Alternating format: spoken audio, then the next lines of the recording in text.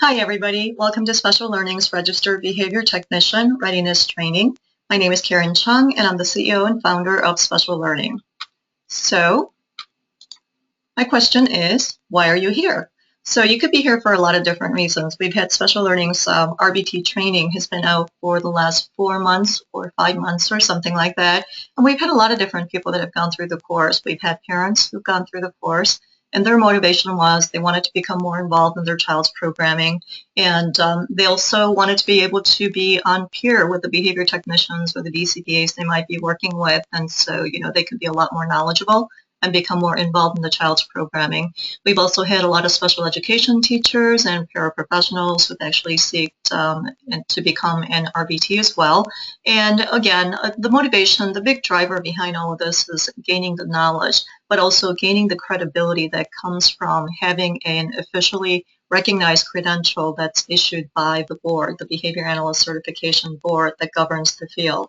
So regardless of what your motivation is, you're all here to find out more about the RBT, the process of becoming an RBT, and the entire field in general. So we'll move forward. A little bit of housekeeping. If you have any questions, you can post them in the question box. We may actually decide to unmute you if we select your questions, so just be aware of that. If you don't want your question to be selected, or if you feel uncomfortable actually talking to us, vocalizing your question, then just let us know. If you experience any technical issues during the webinar, contact GoToWebinar by calling this number. They're great people, really responsive. They'll be able to help you out. If you have other issues, send us an email to support@special-learning.com.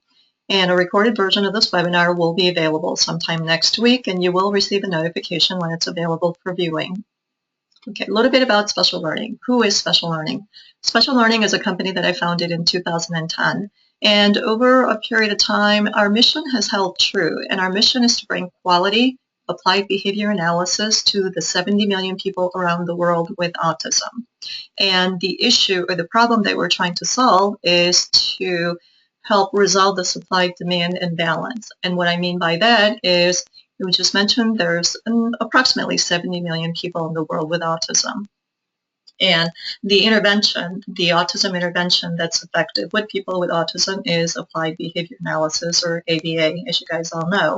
The experts in the field, so the expert ABA practitioners, are board certified, so they're board certified behavior analysts. Unfortunately, right now as it stands, we have 20,000, which is a less than 20,000 BCBAs in the world. And that includes all levels, BCBAs, board certified assistant behavior analyst, and BCBA doctoral level behavior analyst as well.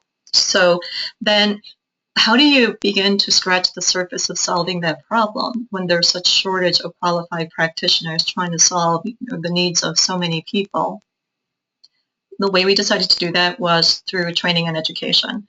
And we decided that our mission in life was to teach people how to properly implement ABA. So even if you didn't have a qualified BCBA, or if you didn't have access to a BCBA, in the area that you live, whether it be in rural areas in the United States or in different countries, that as long as you understood how to properly implement ABA, then let's say you're a parent with a child with autism, living in Mongolia or something like that, that you would be able to have that power to be able to actually start your child on some kind of a program, so you're not losing out on all of these years where the child can actually be making gains and acquiring skills that he or she's going to need to lead a semi-independent life, which is obviously what we hope for is a complete independence, but you're not going to get that if you don't get the therapy that's needed. So, that is what we decided to make our mission. So our business, it revolves around training. So we have training and education that we offer, a lot of different types of training, a lot of different levels. We have the level 1 and 2 ABA training program that we've had for a couple of years.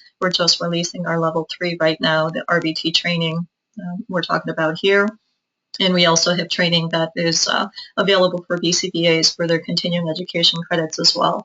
We also have supporting curriculum and teaching tools to go along with the training. We also offer virtual consultation services and virtual supervision services. So at the end of the day, kind of in a nutshell, Special Learning wants to be a place that people can go to be able to access quality ABA programming. So whether they do it through signing up for our virtual supervision consultation programs, or whether they do that just by teaching yourself how to implement ABA at various levels, or the curriculum that you need to develop and implement ABA protocols for programs, that you would be able to go to one place and be able to access what you needed to be able to develop the programming and run your program.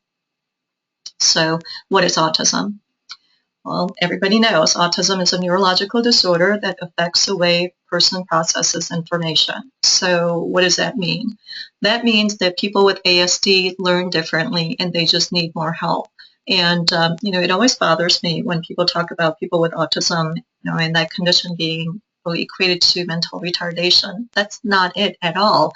Obviously, there's a lot of comorbid conditions, and so X percentage of the people that are on the spectrum are going to have some medical issues, but for the most part, by and large, it's think of it as a learning disability. That's what I try to use, that analogy, to explain to people what autism is. It's just an individual with autism processes information differently. So if we know that they process information differently, then we need to figure out a different way to teach them so that what methodology that we're using, the structure of the teaching that we're doing is actually resonating with them, and they're actually able to acquire the skills that they need by us modifying the way we teach them. Okay. Some of the main deficits with autism is language communication, social skills, behavior. And ABA is very effective in addressing behavioral issues. And, addressing behavior is absolutely necessary before you can teach new skills. So you have to have all of the, the negative behaviors out of the way before you can start to teach some positive behaviors, replacement behaviors. Autism prevalence rates. Autism prevalence rates have skyrocketed. I think everybody knows that. You'd be living underground if you didn't know, the prevalence of autism rates. And in 1995, in the United States, the prevalence rate was 1 in 500 kids. Now, the most recent study that came out as Centers for Disease Control that came out last year, 2015, said that the prevalence rate has increased from that to 1 in 68 kids. And globally, about 1% of the world's population has autism spectrum disorder. There are 7.4 billion people in the world, which kind of roughly gives us a figure of 74 million people in the world with autism. We talked about prevalence rates rising. It's just skyrocketing, no end in sight, and nobody really has any answers in terms of what's really causing it. So we are not looking to find a cure. We have an intervention that we're trying to get deployed throughout the world so that people, first of all, people know that the intervention exists, and second of all, that they know how to properly use the intervention so that we can treat people with autism, with the condition. In the United States, according to this research, 3.5 million people live with autism spectrum disorder. That number is much higher than I thought. I was actually going with a number of 1 million, but it's much higher than that. In the U.S., the prevalence rate of autism in children increased by 119.4% from 2000 to 2010. Autism is the fastest growing developmental disability. I think that we all understand the issues that we're dealing with. So what does it mean? That means that there are over 70 million people in the world with autism on the spectrum, ASD spectrum. There are over approximately 200 million caregivers who provide support, because when you think about it, if a person has autism, there are a number of different people who provide care to, or services to, education, whatever it is, to that individual, right?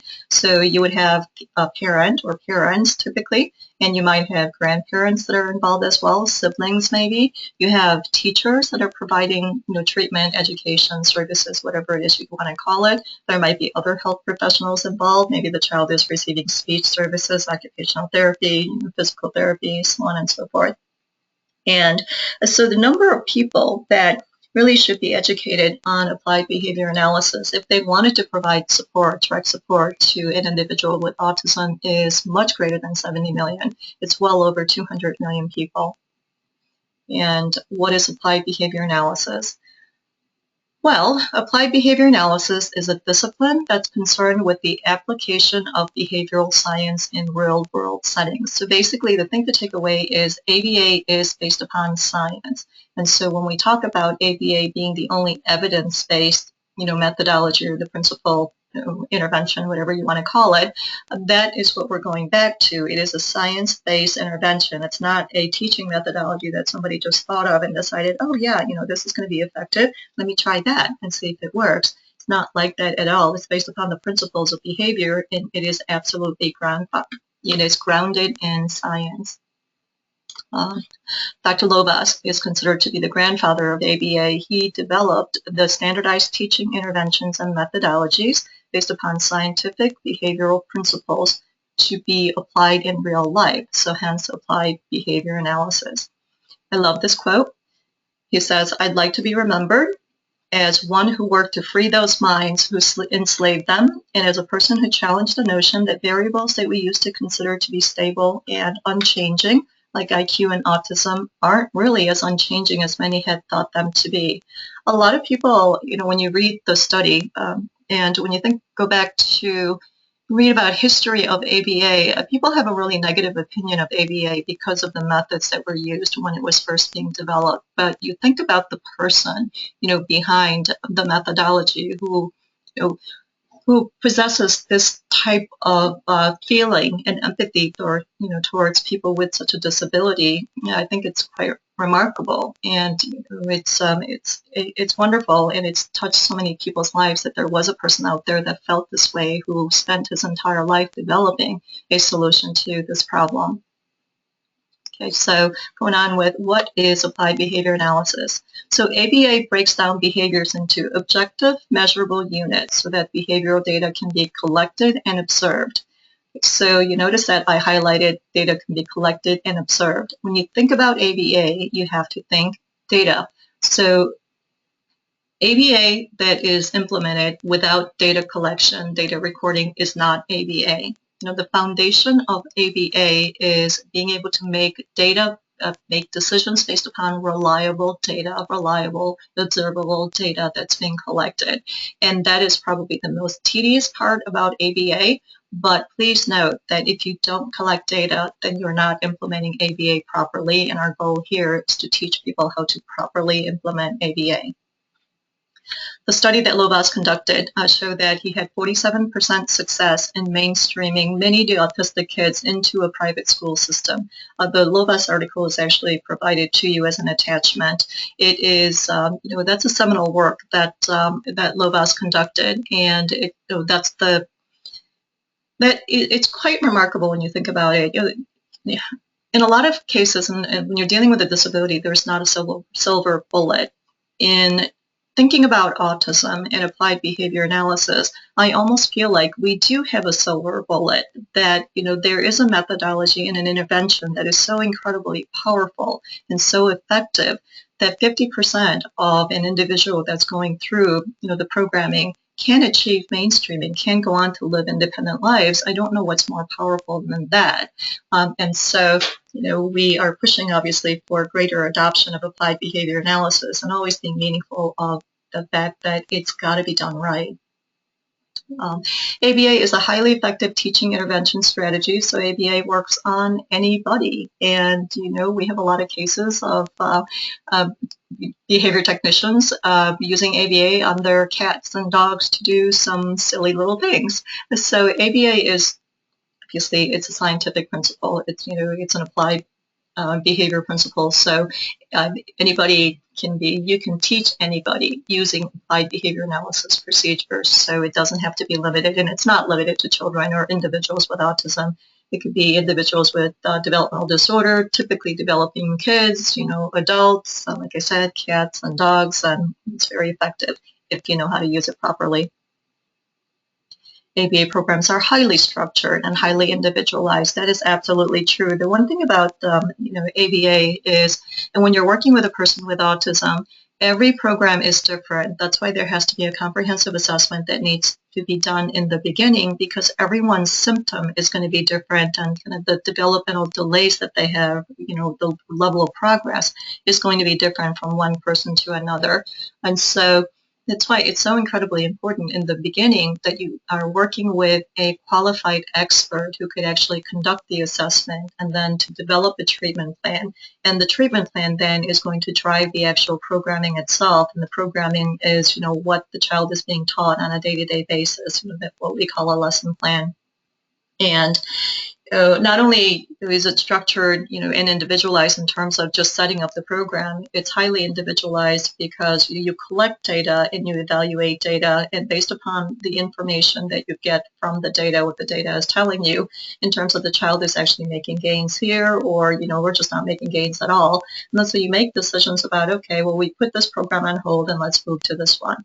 Because time is probably the greatest threat to a person with autism, because it requires so much more time to teach them the skills that they need to be able to function independently, that any hour that you lose is an hour that you don't get back. And so having an individualized curriculum, making sure that the data is being collected, looking at the curriculum on a regular basis and making the adjustments on a needed basis is that's ABA. And if programs that are not following the parameters, that's a problem. The curriculum will be different because what a person is able to do in a one-on-one setting is going to be very different than what a paraprofessional or a special education teacher would be able to do in a group-based setting with less hours. But the methodology is the methodology. It is effective. There's discipline to it. You just need to make sure that you're doing it properly. ABA programs are highly structured, and programs are highly individualized. The one thing about children with autism or people with autism is that no condition is the same. And that means you can't just take a curriculum book off the table and say, oh, okay, today with Johnny, I'm going to be working on pages, 5, 6, 7, or 8, 9, 10. It doesn't work that way. There isn't a book. And so for every child that is on an ABA program, the curriculum actually has to be written, and there's a process for developing the actual treatment plan. And that process starts with an assessment, conducting an assessment. Again, objective, taking data, doing the assessment, taking that information, analyzing it, and then developing a treatment plan. And then based upon the treatment plan, developing the actual curriculum, which then drives the individual lesson plans. And that's where you guys fall in, is, RBT's role is to implement the lesson plan. So you're the person that's going to be working with the child day in and day out, actually, providing the therapy or implement, or, whatever it is, the word that you want to call it. That's what RBTs do.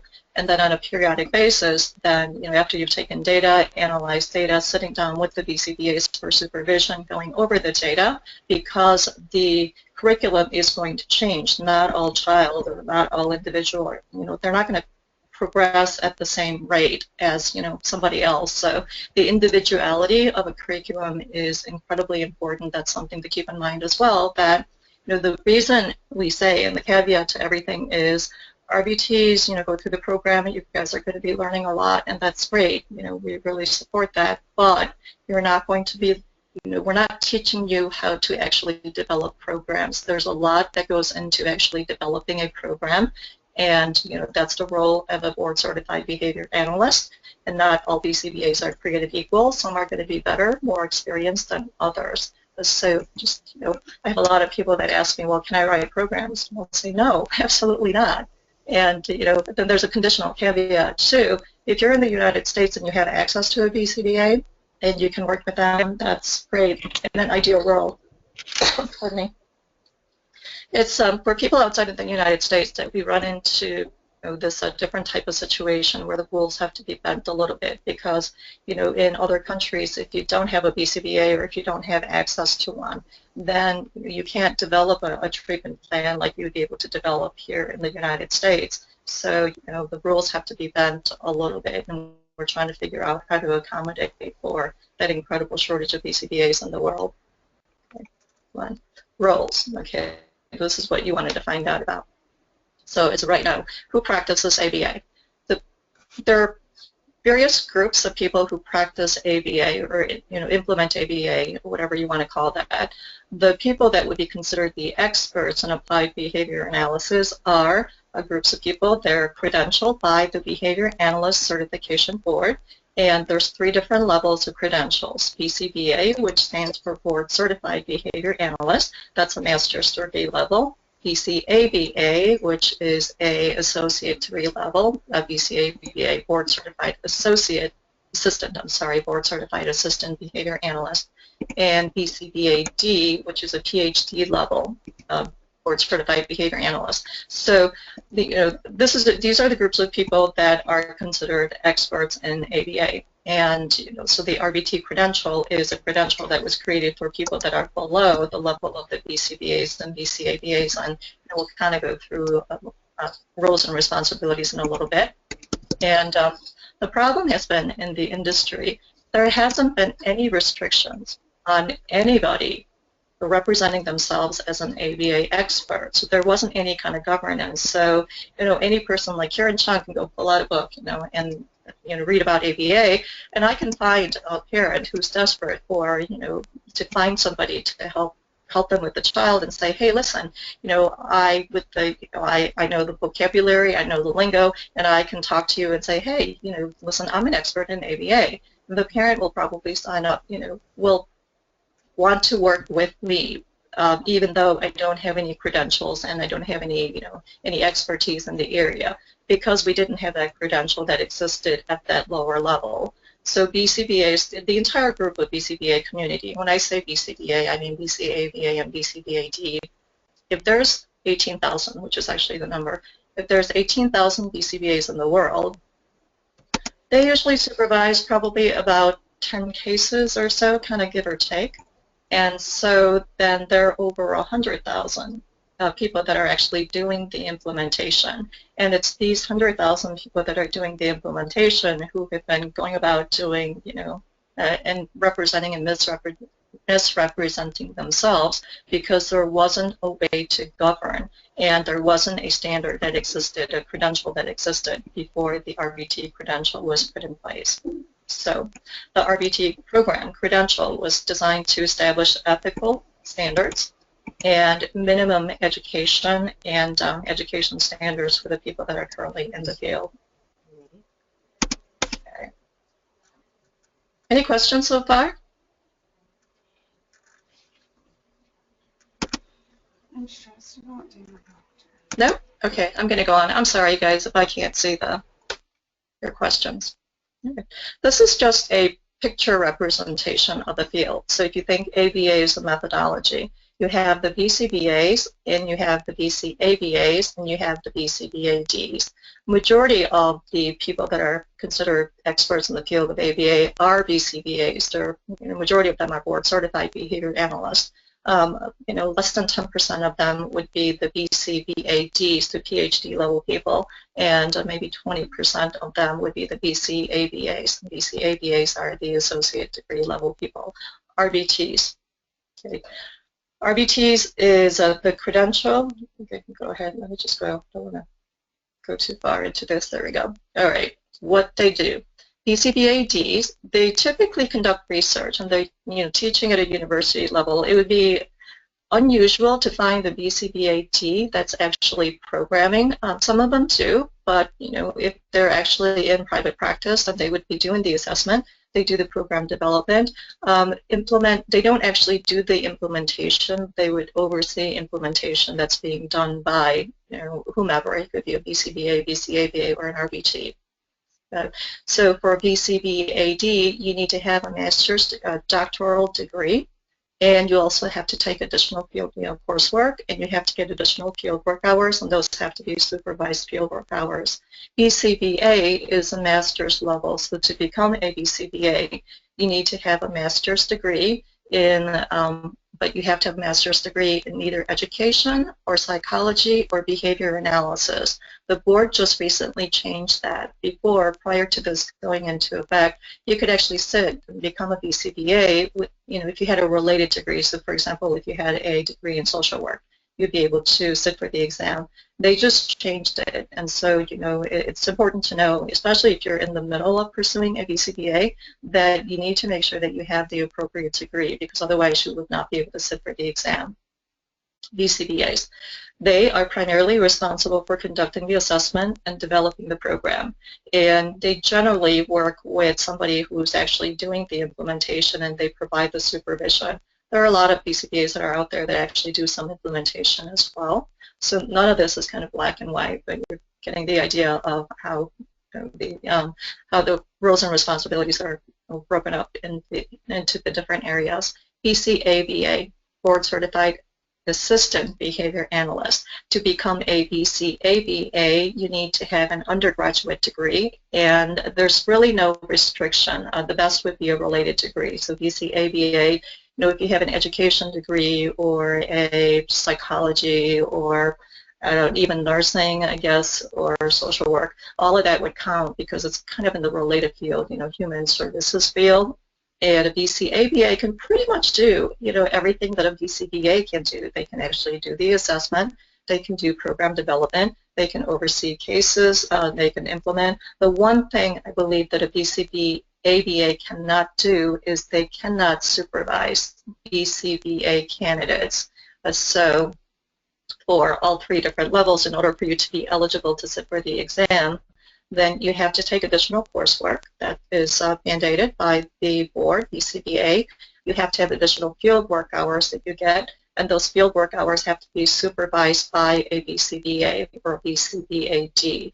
And so it's a process of going through and becoming a BCBA, and you could either do it the way it's traditionally been done, which is you start the ABA program or the BCBA program with a master's already or a bachelor's degree, but now more and more schools are actually creating an ABA program, so that can be done as part of just the ABA program as well. Registered Behavior Technician, brand new credential. It was actually created in 2014. It started to be implemented in 2015. It is a level for people that are actually implementing ABA programs. The requirement is that you just need a high school or equivalent degree. You do not need to have a bachelor's degree or master's or anything like that. And the role is to assist the supervisors, and your job as an RBT is to implement the programming, again, that has been developed by a qualified BCBA, BCABA, or BCBAD. And in the United States, the RBT may not practice independently or represent themselves as an ABA expert independent of working with or working under a supervision. Okay. Any questions so far?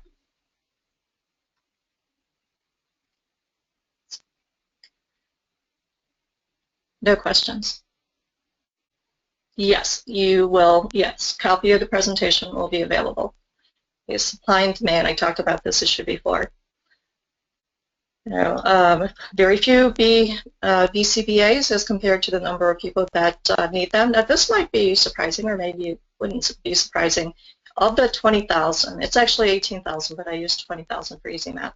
Of the 20,000 BCBAs in the world, less than 20% practice outside the United States, which means we have 2,000 BCBAs around the world to cover the rest of the world, because majority of them are practicing in the United States.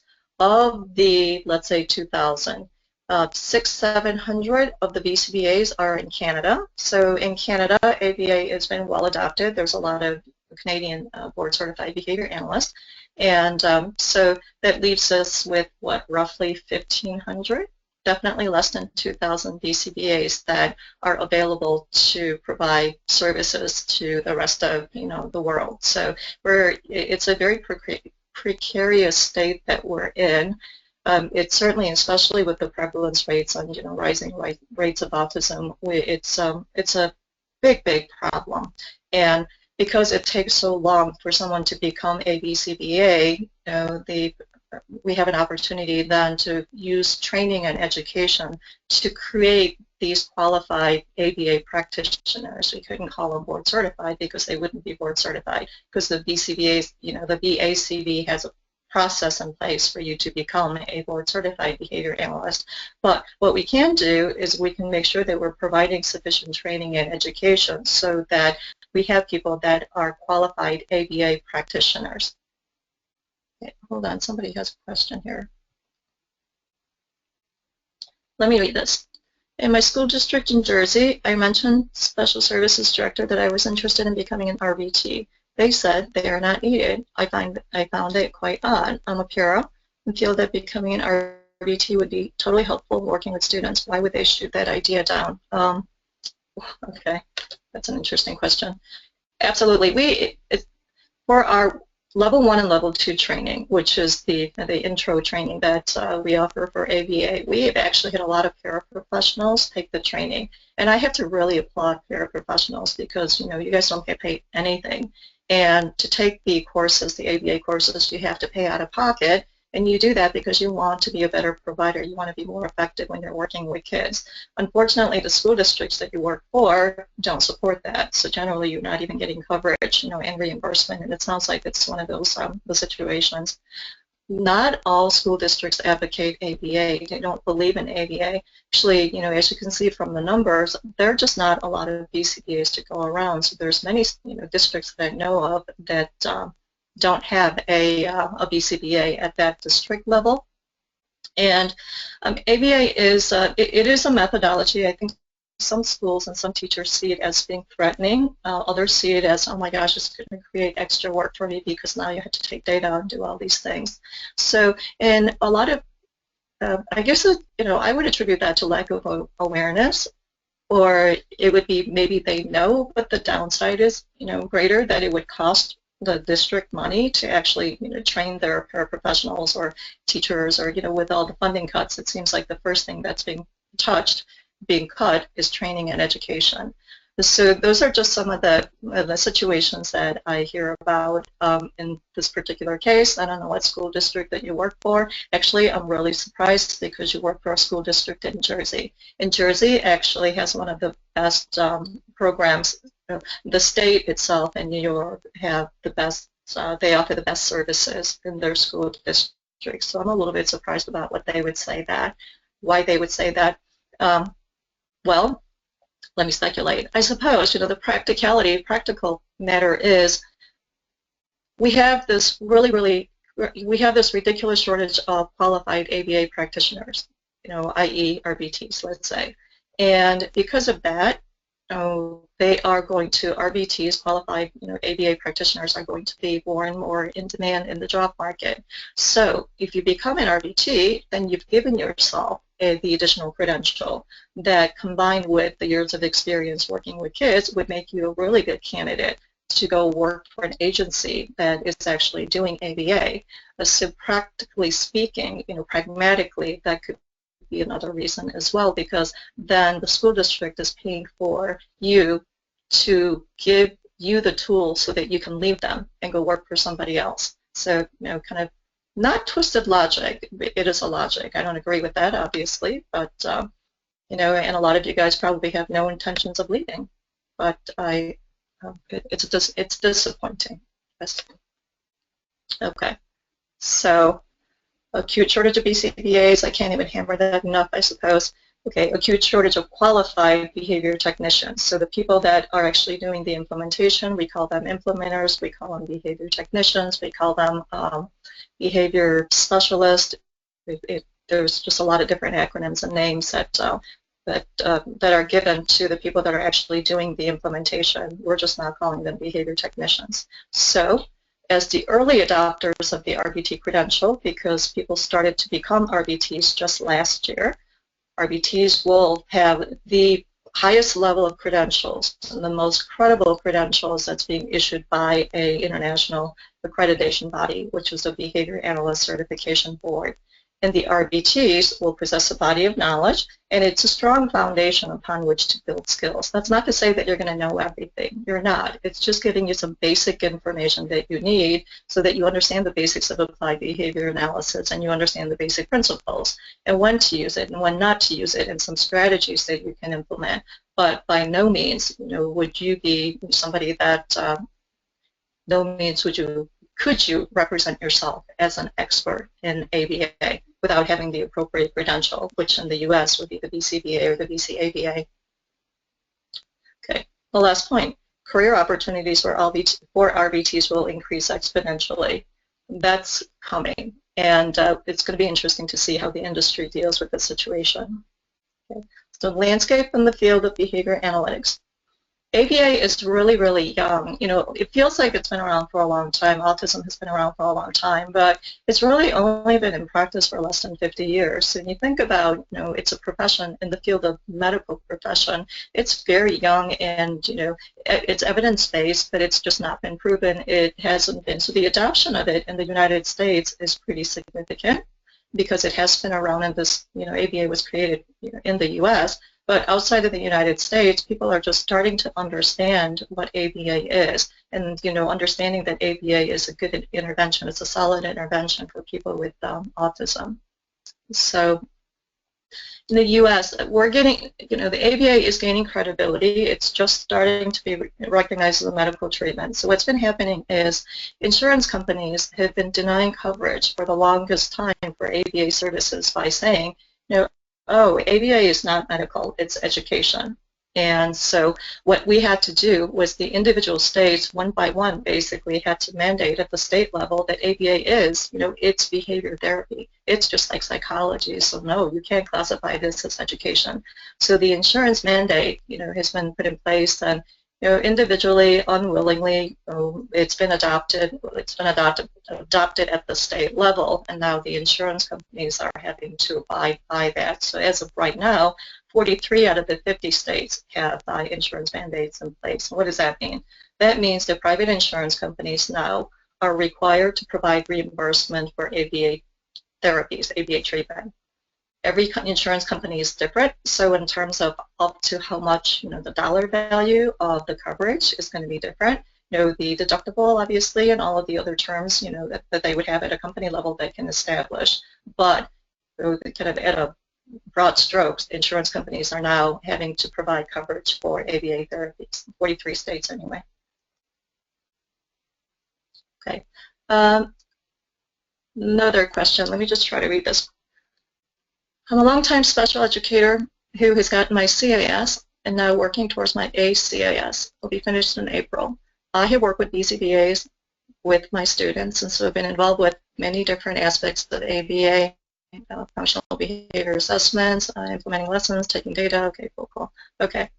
Will the coursework for the ACAS, which is for your company, account for the hours towards becoming an RBT? Well, yes or no. Let me just answer this really quickly. I'll be covering this again. The board, when the board decided to create the RBT credential, they established guidelines and standards, and they have mandates and processes that we have to follow. And one of the more interesting aspects of the requirement that they put in place is that the training, it's a 40-hour training, needs to be completed within a 90-day period.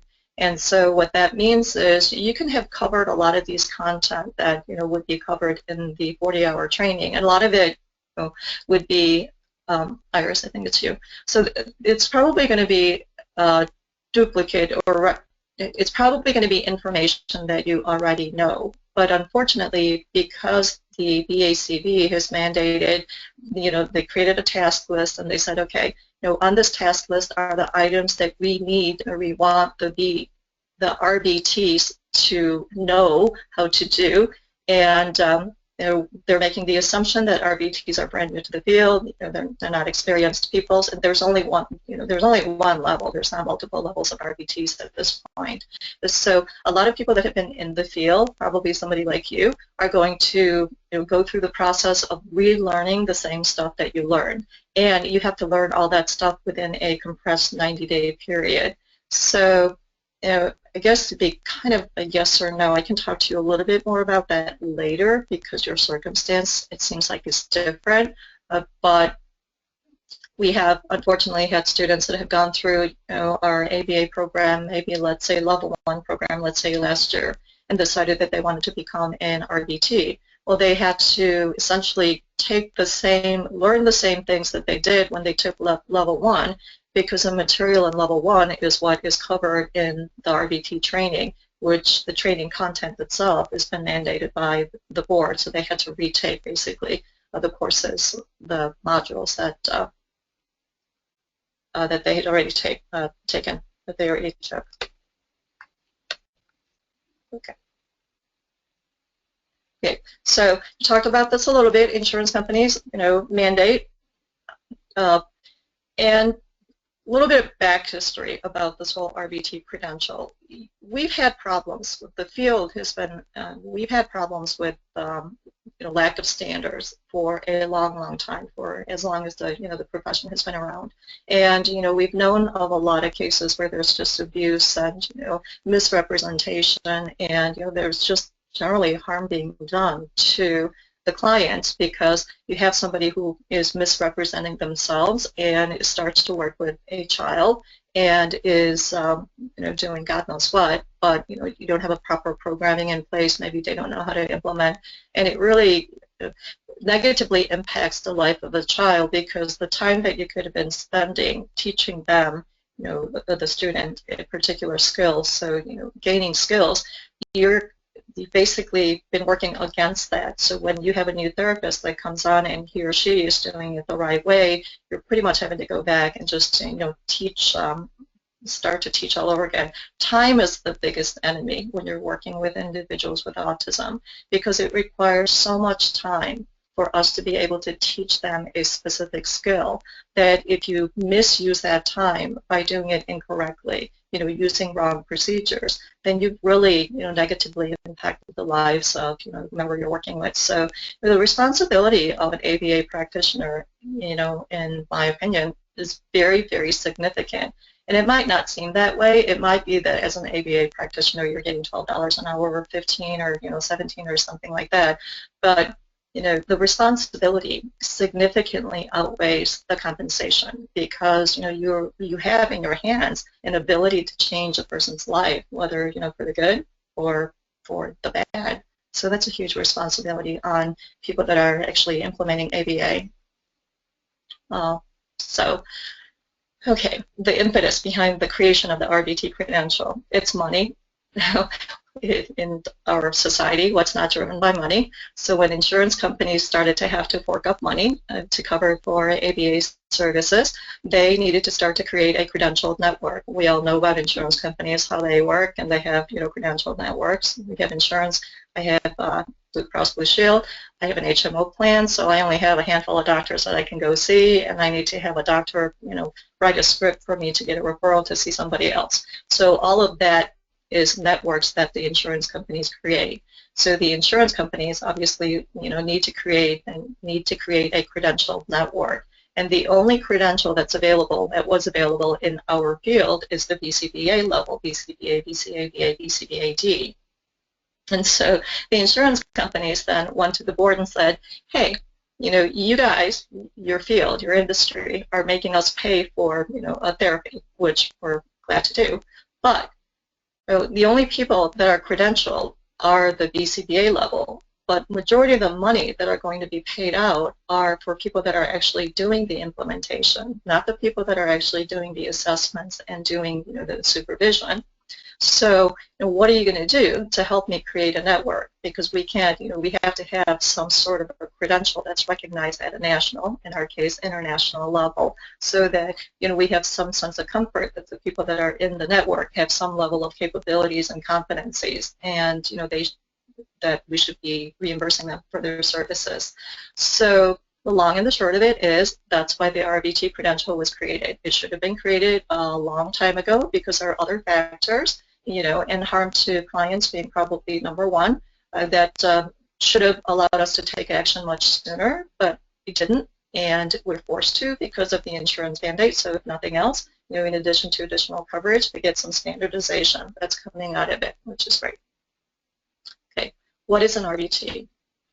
RBT is a newly created designation, that by the Behavior Analyst Certification Board. The Behavior Analyst Certification Board is a governing organization, governs the field of applied behavior analysis. It's an international governing board. RBTs are responsible for implementing ABA programs. RBTs do not design intervention plans or assessment plans. RBTs, they possess the minimum level of qualification to be an ABA practitioner, to say minimum level of credentials to become an ABA practitioner. it is a powerful credential. People ask me often, well, I'm thinking about getting an autism certificate here, or, I'm thinking about getting this certification here, and I'm thinking about RBT, what do you think? And I'll say, you want to get a credential that's going to be recognized internationally, that is issued by a board, because a board is an organization that governs an entire field. In this case, it's a profession. So, all else being equal, become a registered behavior technician, or become a BCBA or BCABA, and it is internationally recognized because we have BCBAs all over the world, not just in the United States. Okay. And adoption is happening at a very rapid pace. This next chart, I was actually, frankly, shocked when I ran the numbers. So growth of RBTs. Special Learning introduced its RBT program, launched it late October, I believe, and we have not fully launched it. We did a small beta group. And according to this chart, which I just pulled yesterday, there were, in October of 2015, we had 5,000 RBTs that were new RBTs, and then in November, 1,500, December, 3,800, January, 4,900, and February, 1,000. So basically, from October to February, we've gone from, I'd say September to February, we've gone from 0 RBTs to 16,000 RBTs right now. That number is not that much lower than the total number of BCBAs that are in the world. And so adoption is happening really, really quickly. But again, this is just a fraction of what we need, because go back to what I said, there's 18,000 BCBAs, and let's say maybe there's, a ratio of 1 to 5 or 1 to 10. So there's, let's say, each BCBA maybe has 10 people that they supervise. So what would that be if I use 20? It would be 200,000, right? And there's 16,000. We're just getting there where people are starting to become RBTs, but this is just, it's happening, and it's happening really, really, really quickly. And, it's really good for the industry. I was shocked, actually, to see the numbers. The relevance of this number, the 16,000 number, there's a huge relevance to this number. And the relevance is, in order for someone to maintain their registered behavior technician credential, you have to have ongoing supervision from a BCBA. We are going to very quickly run into a situation where we will not have enough BCBAs to support RBTs, to provide the supervision for RBTs, which means that, RBTs, people becoming RBTs will come to a grinding halt. You can become an RBT, but if you can't get access to ongoing supervision, then you will not be able to maintain your credential. And so that's an industry-wide problem as well. So far, we don't have a solution for it. But that's really, really important for you guys to understand, because the whole supervision issue is going to be a bigger and bigger issue. And when you're thinking about becoming an RBT, you really need to think about what the maintenance requirements are, which is supervision. So you would want to make sure that you have a supervisor lined up, or who you would have a supervisor lined up, so that you can continue to renew your license. This is always interesting. How much money do behavior therapists make? I know that a lot of you that are here are probably parents, and and you might not have any intentions of changing, careers, changing jobs or anything. But I think it's always interesting to see, at this category, this level, behavior therapists, behavior technicians, how much money people are making. So according to this chart from payscale.com, it looks like the median income, or the salary, is $15 per hour. This is in the United States. Obviously, it's going to be very different in different countries. So $15 an hour equates to $30-some thousand a year. Especially if you have a behavior therapist without a college degree, because you can be an RBT without having a college degree. It's fair compensation. It's more than fair compensation. So it is actually a really good career path, especially right now when you know that there's going to be this huge demand for qualified RBTs, for people to start thinking field that I might be interested in going into, because number one, not only do I get an opportunity to help people, which draws people into this field, as you guys all know, and number two, I can make a living at it. And so that's something to be aware. These are kind of the technicalities of the RBT eligibility requirement. You have to be 18 years of age. You have to have a minimum of high school diploma or equivalent. We had a situation that I thought was kind of interesting, unexpected. We had somebody that was going through our RBT program, and she's an immigrant from India, and she was not able to get access to a high school diploma or transcript or something like that. So there wasn't a way for her to be able to demonstrate to the BCBA that she met the minimum high school requirement. Now she works in a school district as a para, so you can kind of make the assumption because she works for an American school in a school district, public school district, that she has a minimum, a degree, a high school degree at a minimum, but the board wouldn't accept that. So going into anything, it's always good to know what the requirements are and be prepared. And so if you're a foreign student or if you're somebody that is looking to become an RBT, who lives in a different country, think about what a high school diploma or a high school diploma transcript or what an equivalent would look like, because you're going to need to submit that. You'll have to successfully complete a criminal background check. Again, this is interesting as well. In the United States, running a criminal background check, a piece of cake, snap a button, employees do that all the time. Other countries, it's not so easy. And so in a lot of countries, we've had a number of different ladies that have become RBTs, gone through our RBT course, become RBTs from Australia. And there was, in that particular case, I believe they had to go to the police station and get some kind of a report from them, and then you submitted that as having met the background check information. So again, if you are living outside of the United States, you have to think about, well, what might be acceptable as having met the criminal background check, because if the system, the background check system doesn't exist in your country, then how else would you be able to verify? And I'm sure there's verification all over every country, right? You have to imagine that just like in the United States, when you're working with children, you want to make sure that the person that's working with the children are protected. So there's some kind of background check that's happening, something like that. So just know what that is and make sure that you have that available or can get access to it before you embark on this course.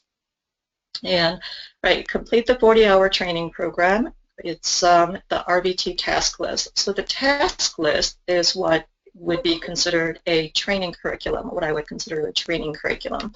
And, oops, did I miss it? Okay.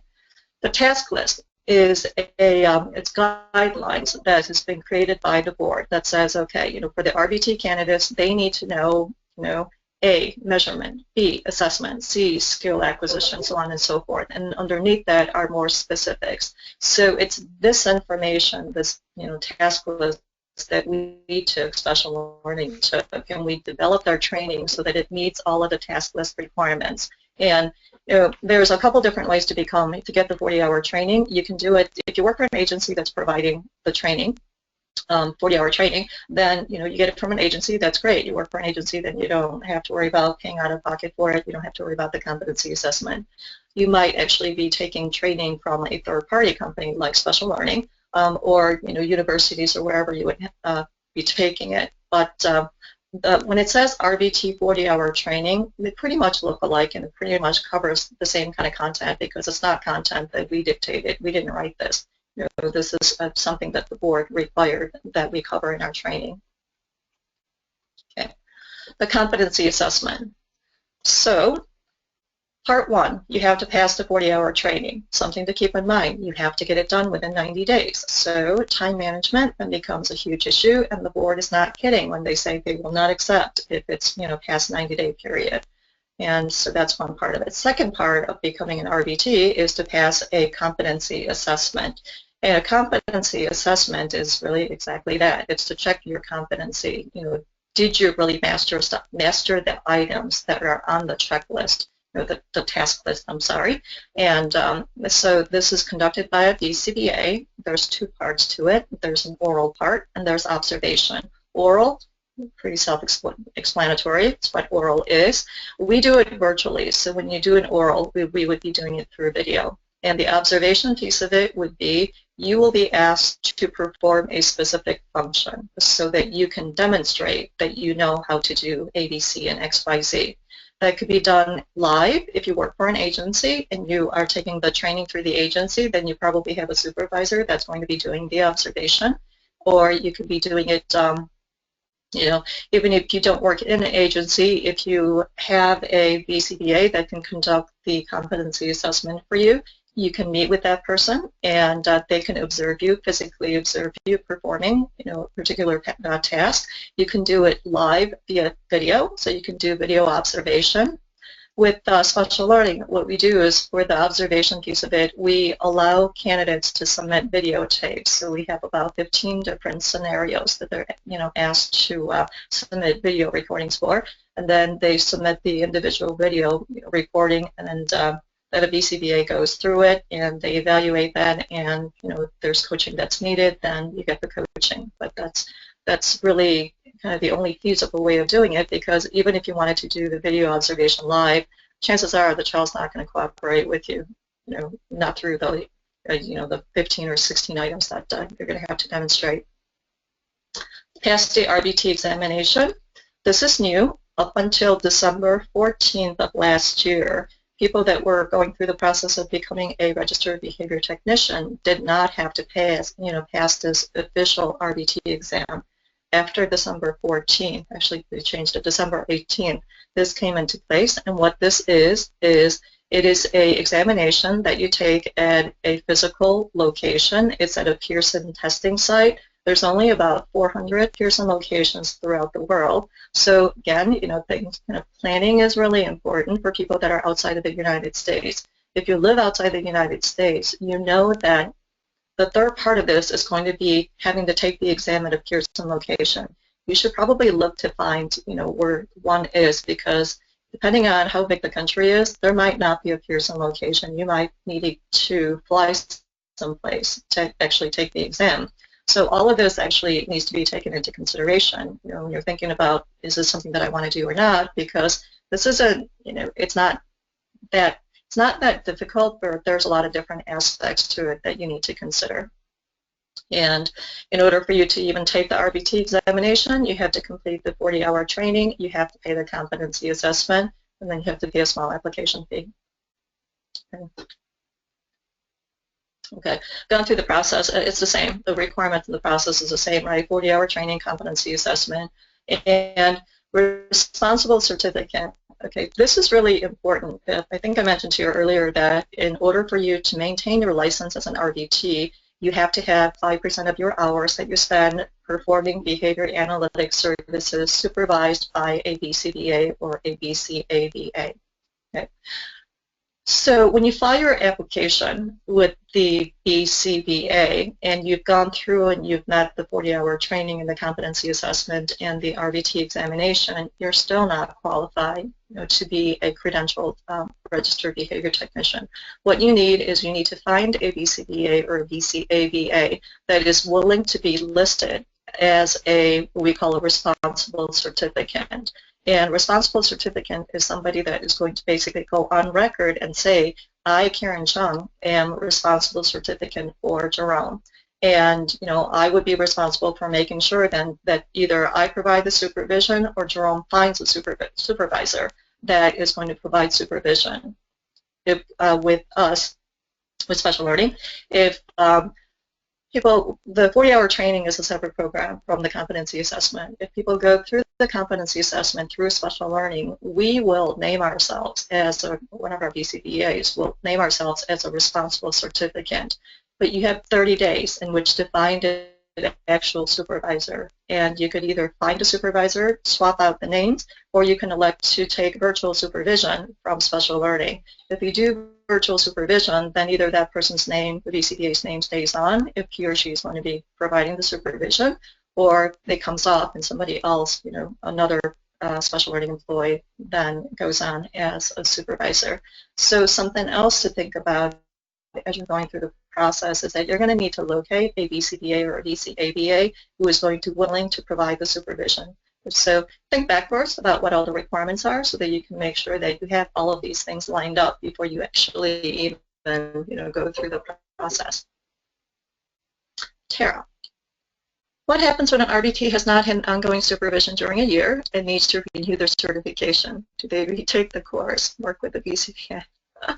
I'm sorry, this isn't funny, right? The RBT credential is new, so we're running into a lot of wrinkles right now in scenarios and situations, especially, I can't tell you how many times I've had to call the BCBA asking about, well, what about this and what about that? You know, because we work with international people, our situations that come up for us are very different, and so kind of chuckling a little bit.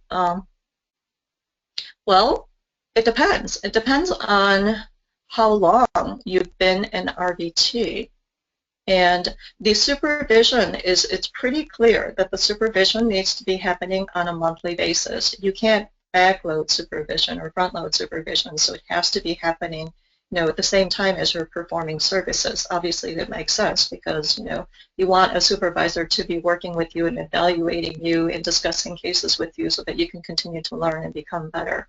And so, you know, waiting until the last minute and trying to get supervision for all the hours that you've performed just isn't going to work. That's a really good question. I'm going to have to call the BCBA or the BCABA about that. I don't believe that they're going to require you to retake the course. And, you know, certainly I would say immediately find a supervisor and start working with a supervisor. And we'll just have to figure out. Now, to me, it just doesn't make any sense that they would make you go back and let's say that, you know, you've worked, I don't know, 80 hours as a RBT or something like that, but they would make you go back and get supervision for the hours that you previously worked. That doesn't make any sense. But then sometimes board makes decisions that don't make any sense. So my suggestion is find a supervisor, get started immediately with supervision, and I will contact the board. You can contact the board and ask them the question. I'd be curious to know what the response is. Okay, that's the RBT. Okay, all right. Ongoing monthly supervisions, what we're talking about, 5%. This 5% is really interesting too. A little bit of history. When the board created the RBT credential, they created the RBT credential saying that the credential was created for people that wanted to actually become BCBAs eventually. So they saw the RBT credential as a stepping stone for someone, you know, who wanted to become a BCBA. And they also looked at the RBT as pertaining to the field, meaning people that are actually in the field already providing ABA services. So they didn't really create the RBT credential for people that are kind of outside the norm. So it would be, you know, the educators or other professionals and such. And so when they established this rule, 5% of time providing behavior analytic services, if that's what you do, you know, as your job, either 40 hours a week or 20 hours a week, it's easy, right, to calculate that. For people that are actually, you know, it's a little gray when you're working in a school setting, let's say, because you might be using ABA principles and techniques, but maybe not actually providing behavior analytic services because you're not really working on programming. So there's no clear-cut answer, and we have been going, you know, around and around with the BCBA trying to get clarification, but there's no clarification that's forthcoming other than what we have right now. So what we do at Special Learning is we let the supervisor decide that. So supervisor and the candidate decide that. So if somebody, you know, wants to become, say, an RBT candidate, then becomes an RBT, they want ongoing virtual supervision from us, then the first step in the process is like an intake process where the supervisor, you know, asks a lot of questions and gets to know, you know, who you are, what you do, what your objectives are, and we develop a plan, a supervision plan. And during that conversation is going to surface, okay, well, of the 40 hours you spend doing this, let's consider 10 hours as, you know, kind of meeting the criteria or falling under this 5% of time providing behavior analytic services. So if you work in a profession where providing ABA is not your full-time job, then that's a discussion that you need to be having with your supervisor up front, you know, come to an agreement and then document that because you might be asked to support that. Adhere to ethics standards. The BCBA, the one thing about the BCBA that I really applaud is that they have probably one of the most stringent ethics standards of any profession that I know. They are incredibly, incredibly serious about, you know, credentialed people. Up until now, it's BCBAs and BCABAs and BCBADs. upholding the highest level of ethical standards. And they're not kidding when they say, you know, they want people to maintain ethical standards. They have actually taken away a lot of licenses in various situations as well. And if you're a BCBA, then it's, you know, for you to renew your license, you have to, it's mandatory that you have to take 3 hours worth of ethics training every other, I guess it was every other year, to obtain your license or to maintain your license. So far, that doesn't apply to the RBT candidates, but you know, the BCBA is pretty clear that they expect the RBTs to adhere to the ethical standards, which means you need to know what the ethical standards are. And so, you know, one of the documents that we provided is actually a copy of the ethical standards of the code. You should please read that. Okay, here, another question. I just started consulting with a school that has an RBT whose certification needs renewal this month. Wow. He hasn't had supervision since past May. I just want to know how responsible I am if I become, oh goodness. Yeah, that is kind of a sticky situation. You know, I would assume that with the way the board works, that a new supervisor should not be held responsible for the actions of the RBT or the candidate or BCBA candidate prior to you starting the supervision, you know, with the individual. And so I'm not really, I don't think that there's any liability to the supervisor, but that's definitely a board-related question because as a supervisor, you do have liability. Special Learning's RBT program. So we've broken everything out to make it really convenient for people. So we have a 40-hour training that we offer. It is 98% of the work is actually, you know, the modules or training is provided using recorded webcast video, so you can take the courses, take the modules at any time that you want. And the competency assessment, we offer that as well. The prerequisite for the competency assessment is we only do competency assessments for the most part for people that take our training. It is, you know, special learning is really focused on quality. You know, everything that we do, every person that we touch, we want to make sure that, you know, we are making sure that people that have gone through our training program or, you know, or anything like that, or have any kind of supervision or anything like that with us, are capable of doing their job, you know, capable of excelling actually in their job. And if we're actually going through the 40-hour training with that candidate, we have a pretty good feel for how he or she is progressing because we get visibility as to, you know, what kind of test scores and how often, you know, they needed to take, retake the tests and quizzes and such. If we have somebody that's coming, you know, who took the training from somebody else and wanting to get the competency assessment done, it's a little bit more difficult for us, and we don't have that sense of, you know, the assurance that, yeah, we know that this person that is going to, you know, through our RBT program is going to be successful, that they have the characteristics that they need, you know, in order to be successful. So we're pretty careful about, you know, the competency assessment. So again, so we will do competency assessments for people that go through our training program. In some cases, we will do the competency assessment for people that have gotten their 40-hour training from, you know, somebody else, but that would require a conversation with the BCBA before we actually make that commitment. And as I've mentioned before, with the competency assessment, our BCBA will be listed as a responsible certificant for 30 days, and then we expect you to either find a supervisor. They can you can swap out the names, or you can actually opt for virtual supervision. We offer virtual supervision as well, but there's a prerequisite, and that's kind of determined on a case-by-case basis. Supervisors have liability. So if there's a BCBA that's providing supervision, they're taking on the liability of the people that are practicing underneath them.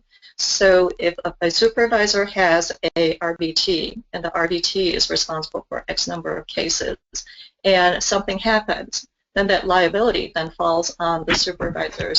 So it is a tremendous amount of responsibility for the supervisor, so you do really have to be careful and deliberate about thinking about, well, am I going to be able to provide the supervision, and, you know, am I going to have enough visibility to what's happening with the RBT and the people that they're working with, so that I feel comfortable that, you know about the program and how it's running, and, you know, that you can mitigate your liability. Okay. I think that is pretty much everything. Oh, right. So if you would like, you can go to our website and check out any of the training and the competency assessment virtual supervision. Thank you guys for attending today. I really appreciate you attending, and I'm sorry for having this being a monologue. I was hoping that it would be a little bit more engaging, but use the promo code that you see there, RBT_readiness 25%, and that's exactly what it means, that you'll get 25% off of the 3 different products, downloads. You're going to like this. The resources. These are downloads. You can actually get them from the webinar, GoToWebinar is a link or a download. So the RBT Task List I mentioned, that's back here. That's the task list that we developed the training from. Let's take a look at that. The Task List Progress Monitoring. This is a document that we created. Here's an Excel worksheet right here. And it is to help you stay on track and make sure that you are actually learning what you're supposed to be learning, because that's what you're going to be tested on. It's a lot of material. The material is pretty dense. So you need to keep checking to make sure that you're actually gaining the knowledge that you need and you're covering all your bases. LOVA study. The study that I mentioned, the 47% that we all point to, is here. It's actually fascinating reading. At least it was for me anyway. Okay, ABA overview ebooks. Special Learning has a lot of tools that we offer. One of the things is we have a series of ebooks. This is a really good primer on what applied behavior analysis is. And it might be too simplistic for you at this point in time because you probably know a lot more than what's contained in the book, but nonetheless, we are making that available. And the ethics compliance, I mentioned that too, that ethics is really, really important. RBTs are required to stay on top of and really understand what the ethical requirements are. So the compliance code, the ethics compliance code, is also available to you as well. And okay, how can we help? We're always here. I talk to people all the time. Please feel free to get in contact with me. My job is to try to support people, especially people like you who are interested in helping people with disabilities, especially autism. And so to any extent, if you have any questions, and and oftentimes it doesn't even relate to any product that we sell or services or anything like that. If you want to talk to me about, my child has this program, can you take a look at it and tell me what you think, or something like that, I'm more than happy to provide input. Caveat, I am not a clinician. I will never be giving out clinical advice. So what comes out of my mouth is as somebody that has an opinion, but please know that I am not a clinician. Okay. Okay, anything else? I think we're kind of a little bit behind schedule a little bit. I apologize for that. Any final questions before we log off?